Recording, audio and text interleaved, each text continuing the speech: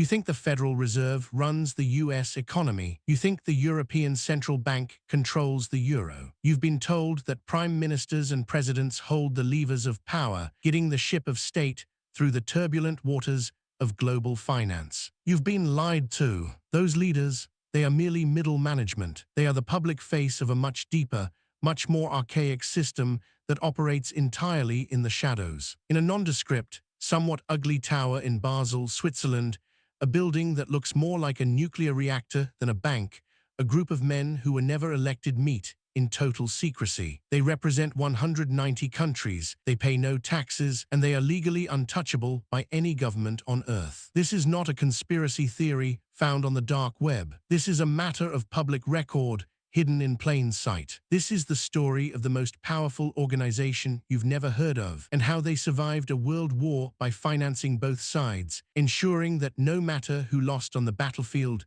the house always won. This is the Bank for International Settlements, the BIS.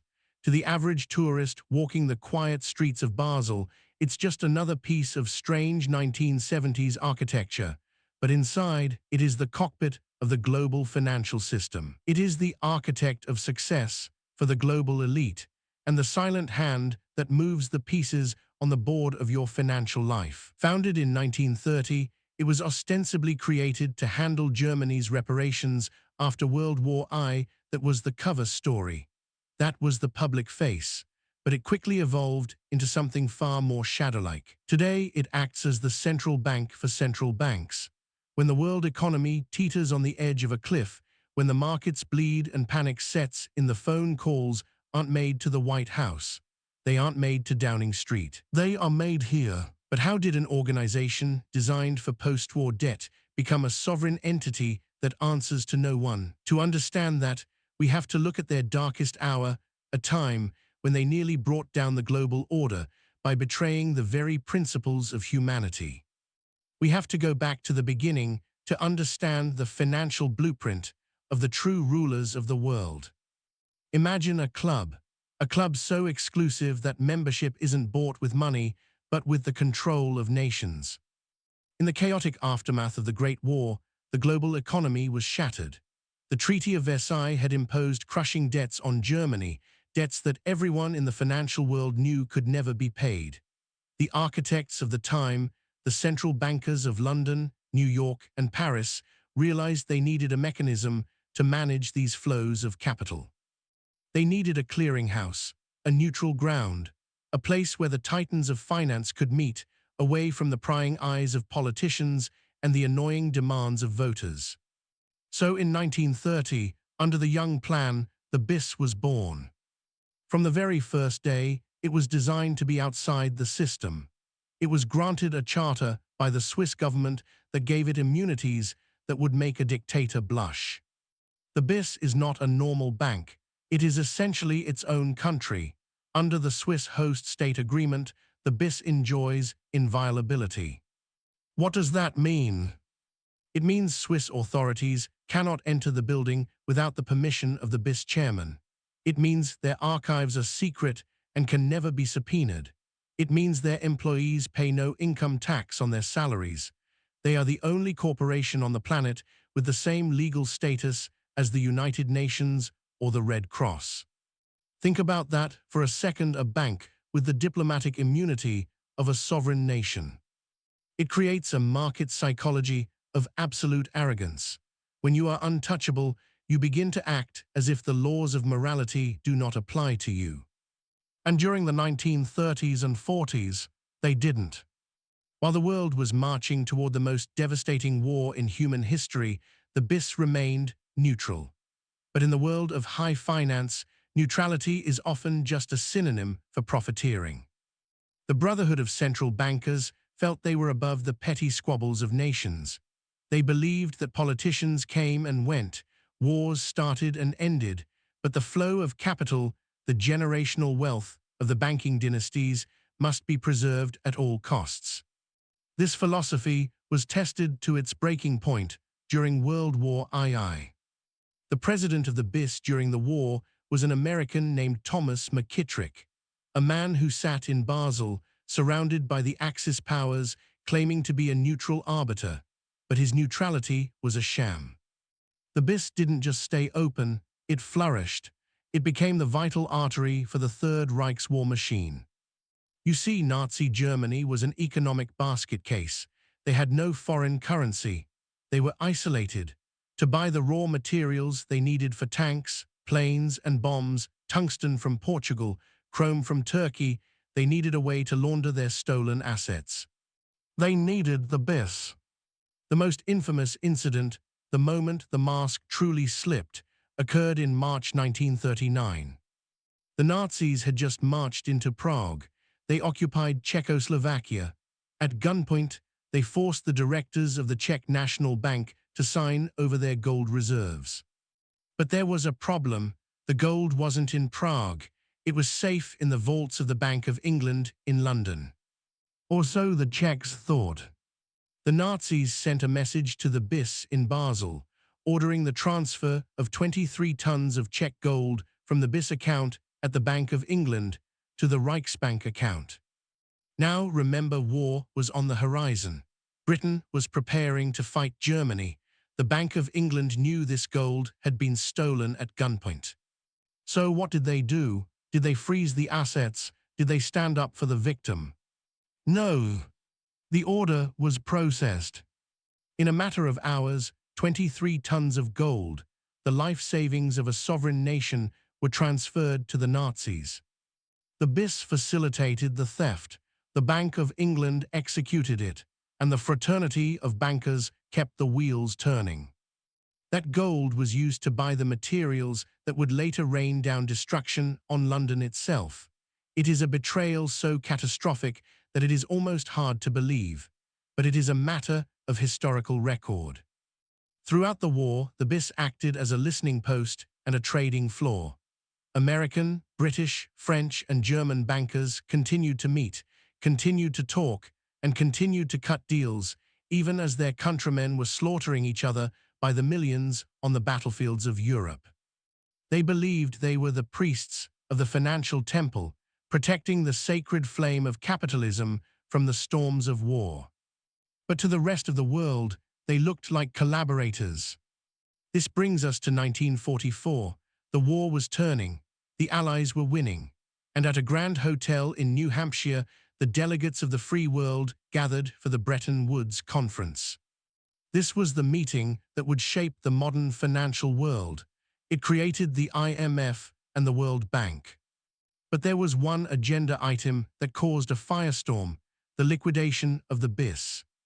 The American delegation, led by Harry Dexter White and Treasury Secretary Henry Morgenthau, was furious. They knew about the Czech gold. They knew about the Nazi connections. They called the BIS the money laundering machine for the Gestapo. They put it to a vote. The delegates voted to dissolve the bank for international settlements. It was over. The decree was signed. Yet, look around. The BIS is still here. It is more powerful than ever. How did an organization condemned by the victors of World War II survive execution? Because they had become too useful. In the chaos of the post-war world, the architects of the new order realized something terrifying. The economy of Europe was obliterated. Currencies were worthless. If they destroyed the BIS, they would destroy the only map of where the money was buried. The BIS quietly campaigned for its survival. They called in favors. They used the market psychology of fear, claiming that without them, the recovery would fail. And slowly, the political will to kill the bank faded. The Cold War began. New enemies appeared. The sins of the past were washed away by the necessities of the present. The decree to liquidate the BIS was quietly annulled in 1948. They had survived, and they had learned a valuable lesson. If you control the plumbing of the global financial system, you are immortal. The BIS didn't just survive, it reinvented itself. It moved from handling reparations to managing the stability of the entire planet. It became the club where the real decisions are made. Let's fast forward to today. Let's look at the financial blueprint of the 21st century. Every 2 months, on a Sunday evening, A fleet of black limousines pulls up to the tower in Basel. The global economy meeting is about to begin. The heads of the world's biggest central banks, Jerome Powell of the Fed, Christine Lagarde of the ECB, the governors of the Bank of England, the Bank of Japan, the People's Bank of China, they all converge here. They take the elevator to the 18th floor for dinner. The food is exquisite. The wine is some of the best in the world. But the real work happens on the 10th floor. In a circular conference room overlooking the Rhine, these men and women sit down. There are no aides. There are no secretaries. There are no recordings. There are no minutes taken, no press releases issued, no oversight from any parliament or Congress. What happens in that room stays in that room. High-stakes statement. In these rooms, they decide the price of money for the entire human race. They discuss interest rates. They discuss liquidity. They decide if they are going to tighten the screws on the global economy or open the floodgates. They determine if your mortgage interest rate goes up, making your home unaffordable. They determine if your savings are eaten by inflation, eroding the generational wealth you are trying to build for your children. They coordinate their moves. Have you ever noticed how central banks often raise or lower rates in unison? You think that's a coincidence. It is not. It is a coordinated strategy designed in Basel. They call it cooperation. Critics call it a cartel. The BIS sets the standards for banking regulations worldwide. They created the Basel Accords, Basel I, II, and III. These are the rules that dictate how much capital banks must hold. It sounds boring, it sounds technical, but these rules determine who gets a loan and who doesn't. They determine which businesses thrive and which ones starve for capital.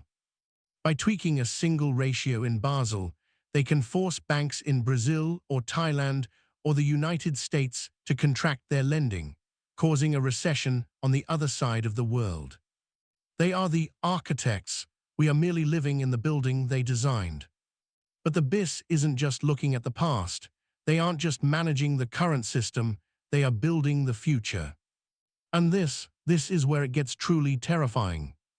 They are currently the primary architect behind CBDCs, central bank digital currencies.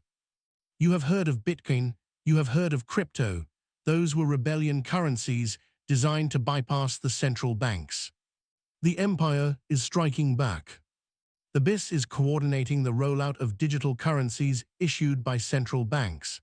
But unlike cash, which is anonymous, or crypto, which is decentralized, CBDCs are total surveillance. If you think your privacy is under threat now, imagine a world where every transaction you make is funneled through a centralized system designed by the very people in that Basel Tower. A system where programmable money becomes the norm. What is programmable money? It is money that has rules embedded in its code. Imagine a stimulus check that expires if you don't spend it within 30 days. Imagine money that can only be spent on approved items. Imagine a world where your ability to transact is tied to your carbon footprint or your social credit score. This is not science fiction. The BIS has published papers discussing exactly these capabilities. They call it innovation. Agustin Carstens, the general manager of the BIS, was caught on video saying, "We don't know who's using a $100 bill today, and we don't know who's using a 1,000 peso bill today." The key difference with the CBDC is the central bank will have absolute control on the rules and regulations that will determine the use of that expression of central bank liability, and we will have the technology to enforce that. Absolute control. He said the quiet part out loud. The BIS is positioning itself to be the hub of this new digital network. They want to be the Internet of money. If they succeed, they will have achieved the ultimate dream of the financial blueprint: total visibility and total control over every unit of currency on the planet. The Bank for International Settlements has survived world wars, economic collapses, the fall of empires, and the rise of the Internet.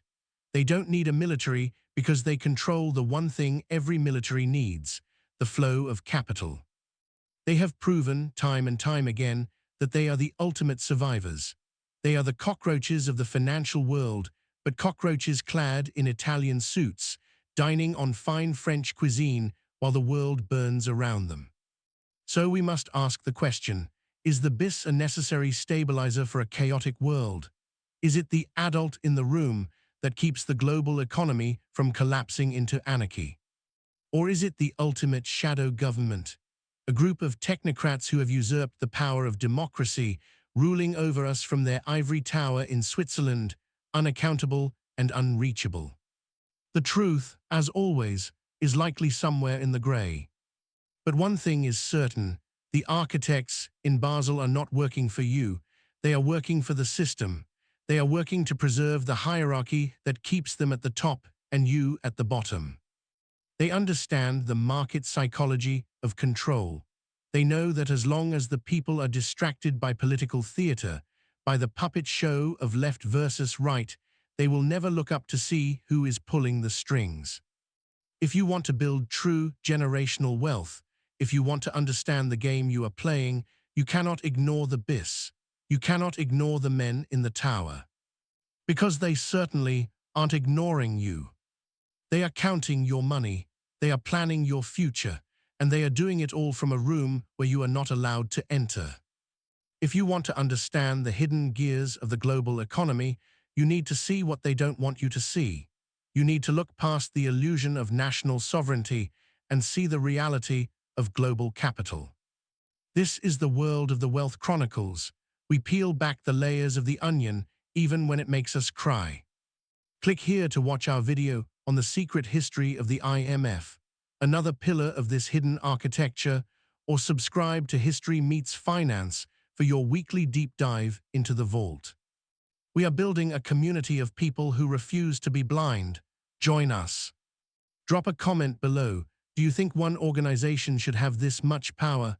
Do you trust them with the off switch to your money?